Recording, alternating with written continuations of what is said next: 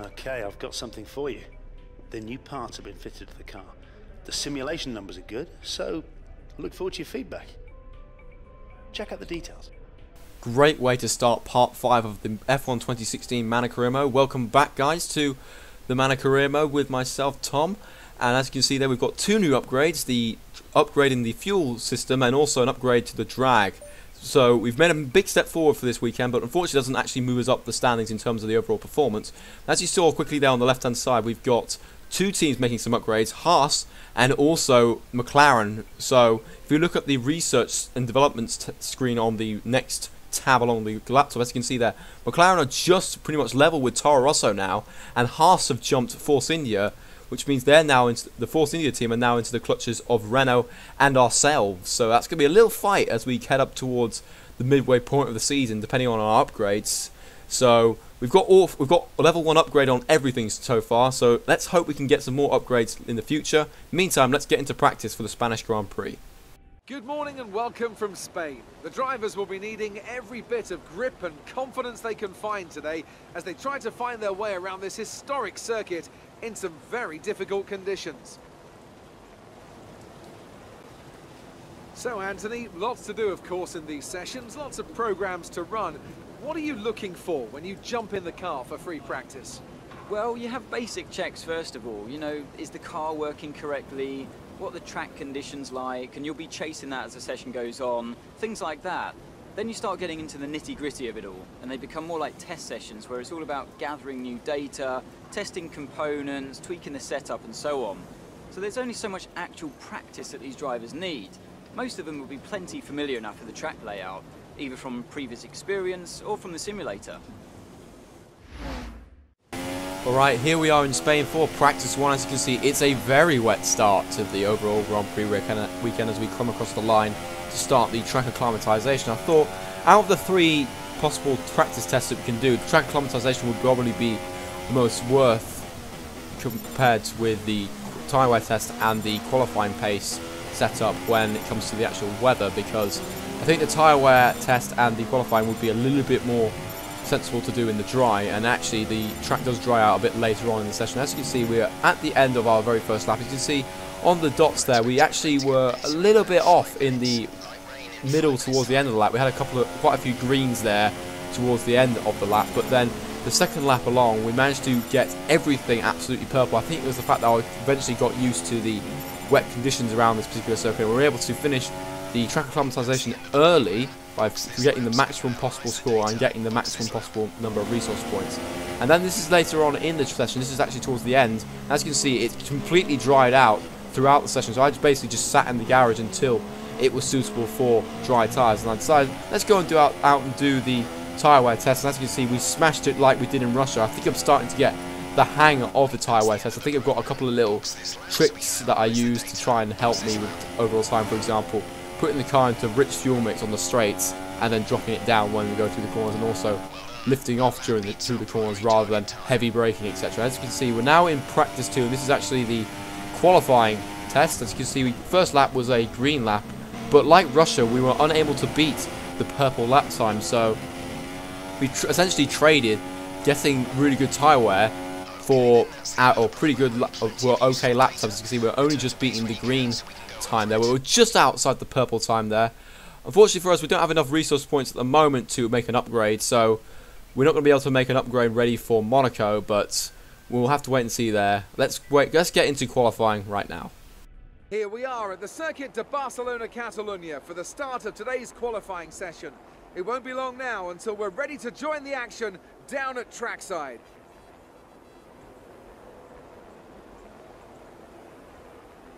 Watching some of the cars attack the high-speed corners, it occurred to me that this might be one of the more awkward tracks to prepare a car for.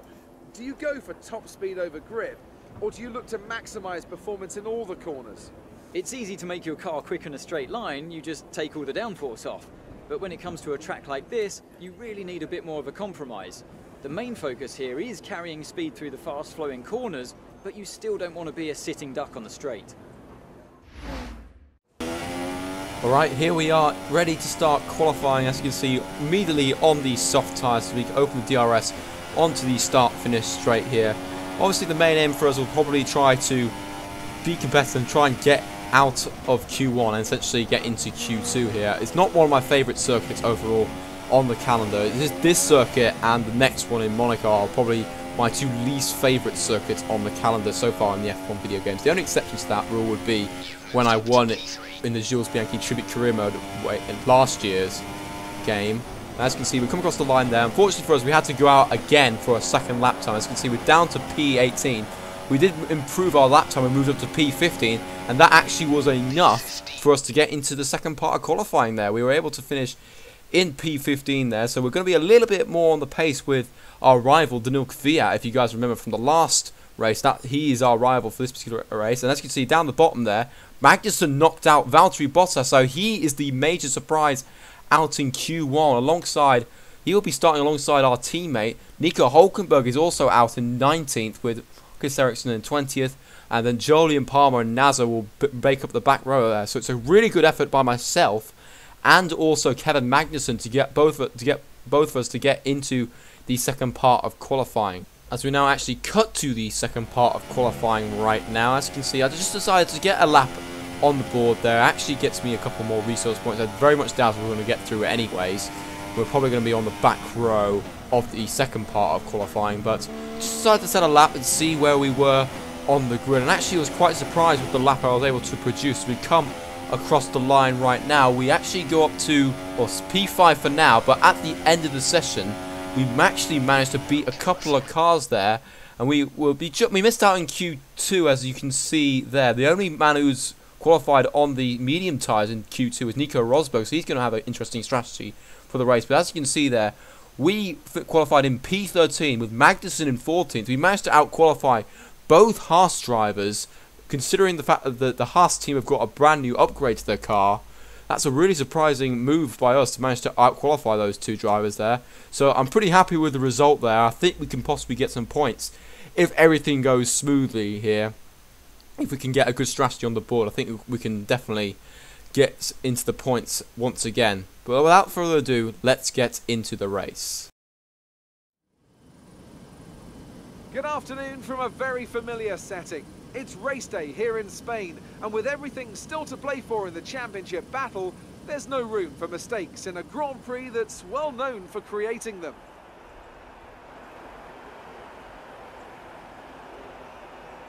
It's a sellout crowd of 140,000 here today as we await lights out for the 730-metre sprint down to turn 1 of this 2.9-mile racetrack.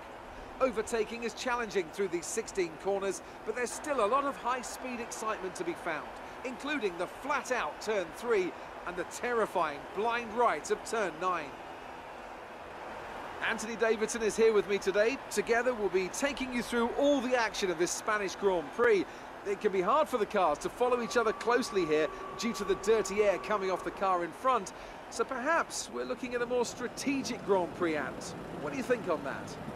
I'm not too sure about that, Crofty. I mean, yes, as you say, it's hard to follow around here, but if you're brave on the brakes, you can get the job done down into turn 1, which is a medium-speed corner, so you have to be committed. And looking down at this grid today, I think we're going to see one or two drivers making a move from a long way back. Maybe try to force their opponent into a mistake. I don't think this is a race that's going to be purely decided in the pit stops. Okay, here we go. I know what you can do. Don't let me down.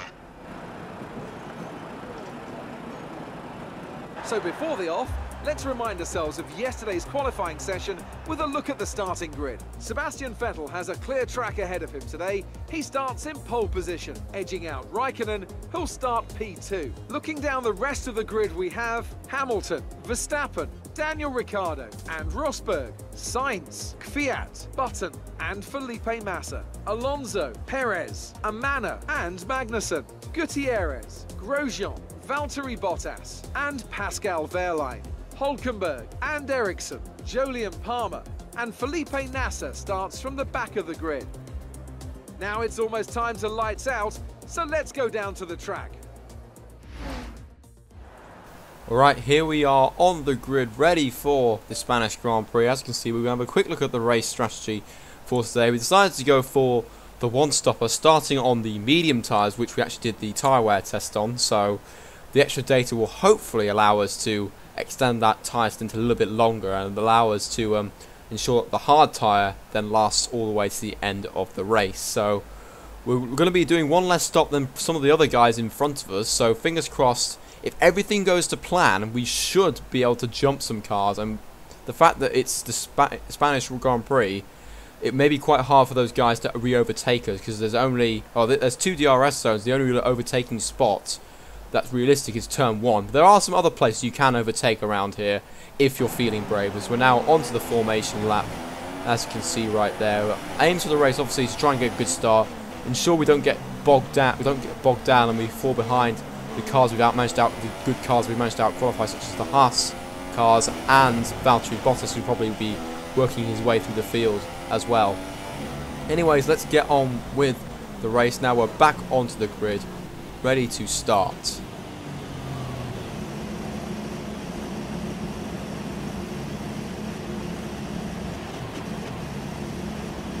Keep an eye on the lights. The start sequence will begin as soon as the grid is formed. Be ready with the clutch.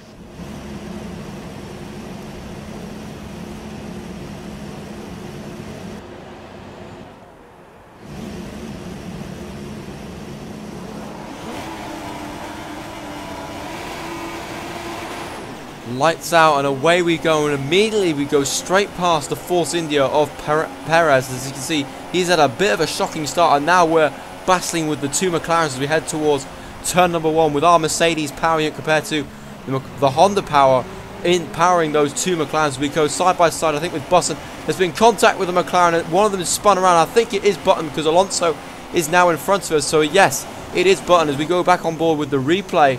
On board with Button's point of view, as you can see, he was a bit of a sandwich between myself and his teammate, and unfortunately he had really nowhere to go.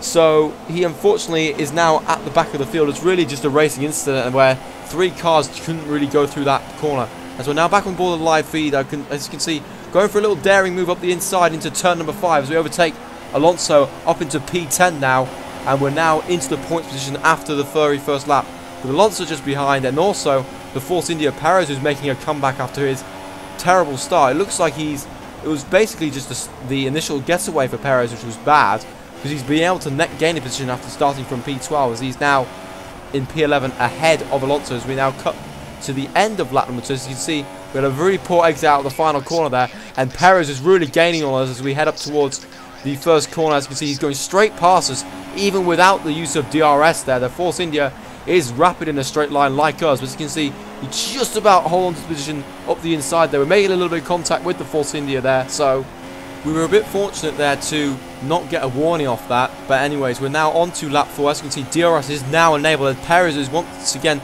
going straight past us round the outside. But like the previous lap, we're going to try and go up the inside once again, but we do make a bit of contact again, this time with the rear wheel.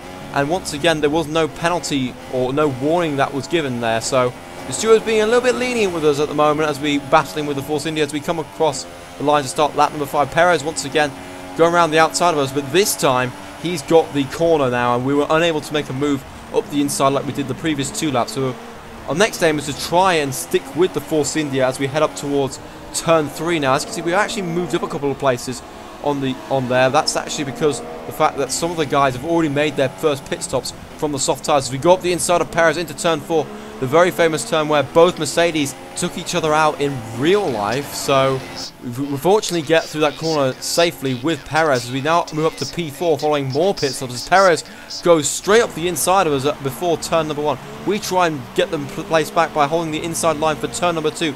And we're going side by side with the Force India as we go through turn 3. Maybe a little bit of contact with our front right with Perez's left rear wheel, and we've been forced wide, and we've been hit off though. We've been hit off, and we've lost a front wing for the 2nd time in the space of as many races. So really unfortunate for us, the fact that we've lost the front wing. As you can see, get forced wide there. Unfortunately, we make a bit of contact with the car behind. That is with Alonso, and we're really lucky not to be out of the race then. The fact that we've got away with just front wing damage rather than any suspension or any wheel damage that we sustained there. As you can see, this is on board Alonso. This is what actually happened here.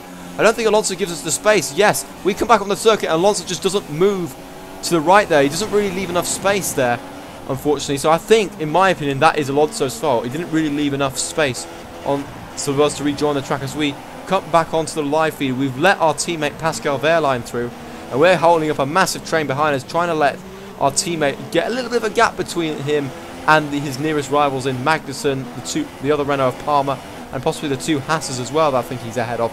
As we now come into the pits for an early pit stop. We're here on only lap number 7, or start of lap number 7, so essentially we've only taken these tyres half the distance that we should have done if we were on a scheduled pit stop there. So really unfortunate for us there, and we're going to have to do some fighting and do some real work to try and catch up to some of the cars that we should be beating. Guys, probably most likely there's 2 Saubers and possibly the 2 Renaults there.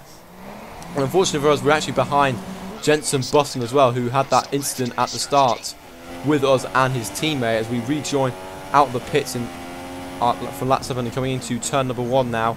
But nothing really happened for the next couple of laps. We cut to the end of lap number 10. We're actually going to move up a place. As you can see, there's a yellow flag in play, and that is the Red Bull of Max Verstappen, who's suffered an engine failure on the left hand side of the track. You can see his car right there. We've moved up a position up into P20 now, so up a place there. I think we're also ahead of Marcus Ericsson in the Sauber. I remember from the replays that I watched back from when I was actually recording this, he actually suffered a puncture, so that's why he's further back than us. And as you can see, we've moved up another place there with some guys making a pit stop, and we're now up into P19 ahead of the Renault of Magnussen, I think, and just behind the Force India of Nico Hülkenberg as well. And as you can see, more cars are in the pits for lap 15. This is actually the sort of pit stop window that we should have been on had we not had the front wing change. We now move up to P13 ahead of the Haas of Esteban Gutierrez, once again behind Nico Hülkenberg. We're actually begin to close the gap a little bit on the Force India front, even with worn medium tyres compared to his pretty new hard tyres. I think the performance between myself and the Force India is getting a little bit closer, as you saw on the research and development thing at the right at the start of the video. As you can see, we're now on lap number 17. We're now in DRS range with the Force India, so he's really dragging us along here, and we could possibly jump a few cars once we make our second pit stop for the hard tyres, which we actually decided to do a bit later on in the race, because the soft tyres aren't going to last 11 or so laps in this particular circuit. As we now go up onto lap number 18, we're really close to the Force India of Hülkenberg now, so we head up towards turn 5 now. We're really looking to make a move around the outside, or possibly on the outside of the inside, as we head up towards this really tricky corner here on the left-hander followed by the right-hander. We've got the inside of Hülkenberg there, and we've made up a position up into P8 for now, but that's because of guys making their second pit stops already. And now we're about to come in now for at the end of lap number 18 for the hard tyres, which will go to the end of the race. But fortunately for us, we should be able to push as hard as we possibly can on these hard tyres all the way to the end of the race here. And as we can see, we're going to cut to the other replay angle here. As you can see, this is the on board where the pit crew is. It's an okay-ish pit stop. I mean, it could be better, but to be honest, it's not too bad. I think we can definitely fight back, though. As you can see, we've rejoined back and down in 19th place behind Jenson Button once again, but we've got now fresh tyres all the way to the end of the race. We've got 15 laps to try and make up as many places as we possibly can. And then in one lap, we managed to close up to the back of the Haas of Esteban Gutierrez. He's actually got some car problems, I think, according to the team radio that I had a bit earlier on in the race. You can see we're really reeling in the Haas driver here, the Mexican, who is really struggling right now as we go up the inside into turn number 4. Very easy move, and we're now moved up into P18. Next up on the list is JB, but he's also been making his way through the field. As you can see, our next car is actually the Renault of Kevin Magnussen, who Button passed, I think, a bit earlier on, either the previous lap or just after turn 1. As you can see, we're now going to try and go up the inside of Magnussen, going side by side into turn number 4. Magnussen putting up a much more of a fight compared to what Gutierrez was, and also what Perez was doing earlier on in the race. As you can see, he's up the inside in the next part of the corner. We try and hold it around the outside as we head up towards the next little mini straight here, and we've got the little edge on him, but we're still going to go side by side into the next corner. But unfortunately, we make a bit of contact, and Magnussen has been spun around, unfortunately. We're actually going to go to the replay here and see what actually happened here. I think it may not have given him enough space on the inside there, and that's just a bit of an unfortunate race incident once again. we were racing wheel to wheel throughout that, so a bit unfortunate there. But the real surprise is the safety car was called out for that particular incident. So for the first time in this career mode, and the first time in a long time, for me personally, the safety car is out. And to be honest, it's not really been a big incident. I would have said that the incident we had at the start of the Russian Grand Prix was more worthy of a safety car, and also the start of the Australian Grand Prix when the two Haas drivers actually hit each other. As we now cut onto lap 23, this is actually how far we are behind. As you can see, we just overtook the safety car there. So he's really, the safety car is just waiting for the leader, that is Lewis Hamilton, for us to catch him up. But unfortunately for us, we weren't able to catch the overall safety car queue because we were that far behind. The fact that we had to stick to the delta ensured that we couldn't close up the gap as fast as we could. As you can see, the safety car is now in at the end of lap number 26. The field has bunched up a bit further ahead of us, but it looks as if we're going to try and get as close as we can to the next car, which is actually Jolyon Palmer. So Button did make his way past the second Renault as well. As you can see, we're going to try and stick right with Palmer as we head up towards the next part, the final few corners, and see if we can try and make a move into turn 1 here. That's the main goal here, because I doubt we can make a move earlier on the lap without compromising ourselves. But the main aim is just sticking the slipstream of the British driver as we come onto the start-finish straight right now. We go back on board with our onboard camera. As you can see, we've got much more of a straight line speed advantage over the Renault, and we just go straight past the Renault of Palmer there, and we go up the inside into P number 16 now, with Jenson Button just ahead of us. And actually our teammate Wehrlein is the next car along. As you can see, Button actually made a move on Wehrlein there, but fortunately for us, Button ended up with car issues, so Wehrlein is now looking to overtake or repass Button on the start-finish straight. As you can see right there, he's overtaking him now.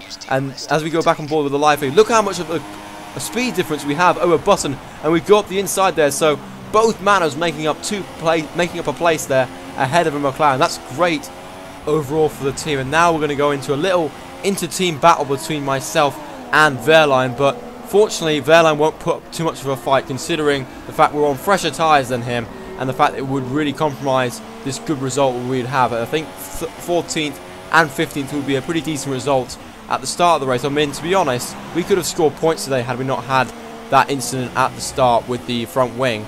But anyway, we're coming across the final corner now. Hamilton has won the race as we come across the line to finish in 14th. We did beat the objective required. Good job, mate. Really well done. That was a fantastic drive.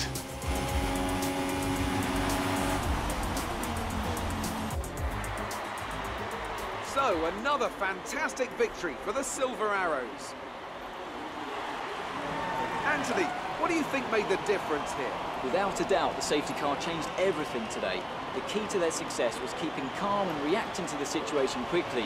We've seen teams in the past throw away wins because they were too hesitant, but here they were decisive, and that's allowed them to take the advantage.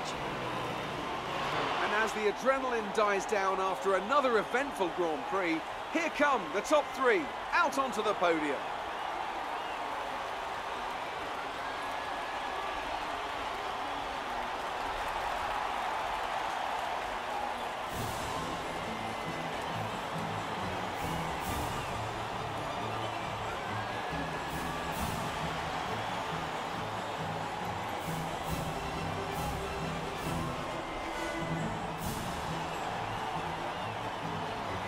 And now let's take a look at the drivers' standings. Lewis Hamilton takes over the lead of the Drivers' Championship after an excellent result. Moving on to the driver of the day then.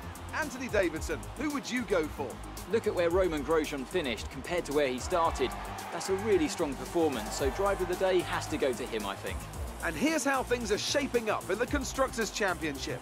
Mercedes moved to the top of the table. Meanwhile, good work from Force India this weekend, who pushed themselves further up the order. There'll be plenty more twists and turns to come this season.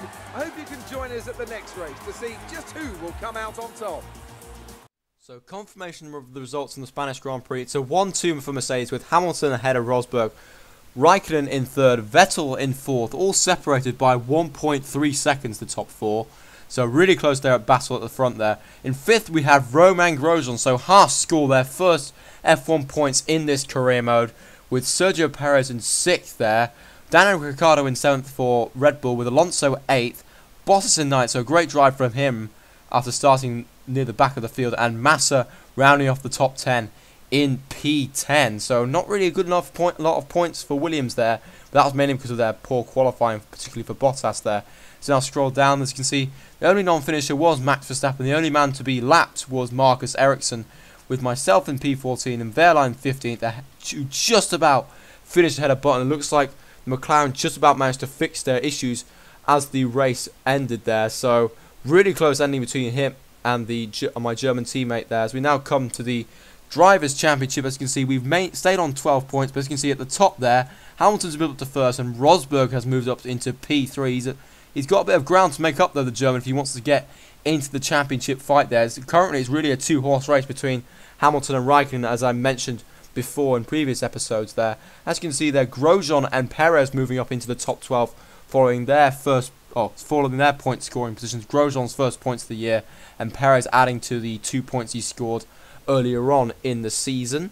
As we now cut to the Constructors' Championship, and as you heard from David Croft, Mercedes have moved back to the top of this Constructors' Championship ahead of Ferrari, with no real changes there between third and fifth, with Force India actually moving ahead of us following their solid points finish with Perez, and Haas now only 2 points behind us following their first points of the year, with McLaren just a little bit further back there, leaving only 2 teams yet to score in Sauber and Renault after 5 rounds of the championship. As we now cut to our rivalry page, you can see we're still losing the rivalry with Kvyat, but it was a lot closer than what we had in the Russian Grand Prix. So unfortunately, I think we're going to lose this rivalry this time around, but the fact that we're still maintaining the objectives of beating our teammate and also beating all the objectives needed for the race and also in this championship, which should mean our race seat is secure for now. We're still in the purple area, as you can see there, all getting +1s there. But yeah, that's the end of the Spanish Grand Prix. If you did enjoy this episode, please leave it a like. It really helps out the series. And please subscribe if you're new around here. And I'll see you for the next race, which is the classic Monaco Grand Prix. Until then, see you later.